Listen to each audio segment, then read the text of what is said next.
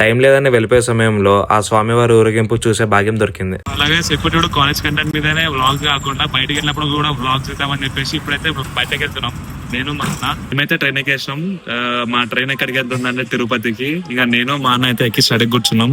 మంచి పోజులు ఇస్తున్నాం. ఫోటోలు అయితే గ్యాప్ లో తీసేసిన.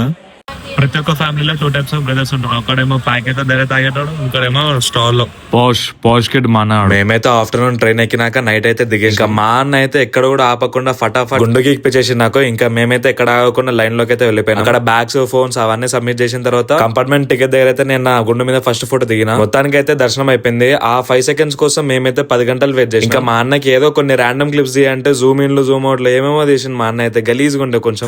అయితే మొత్తం దర్శనం అయిపోయింది. లాస్ట్ కి అర్థం చేసుకొని తినేస్తున్నాం నేను మా అన్న. ఇంకా కరెక్ట్ గా వెళ్ళిపోయే ముందు లైట్స్ అయితే ఆన్ చేసారు. మొత్తం అన్ని చూసేసుకున్నాక బస్ స్టాప్ కి అయితే వెళ్ళిపోయినాం. ఏం చేసినావునా అవి గుండె అని చెప్పేసి మానాడు జుట్టుకుతాడు. సో నైట్ మొత్తం బస్ లో ట్రావెల్ చేసినాం. నెక్స్ట్ డే వచ్చేసి దివాళీ. ఇంకా మేమైతే మా ఫ్రెండ్స్ తో సెలబ్రేట్ చేసినాం దివాళీ మొత్తం. ఇంకా ఈ వీడియోకి అయితే ఫాలో కొట్టండి, సబ్స్క్రైబ్ చేసుకోండి, లైక్ కూడా చేయండి. Bye bye.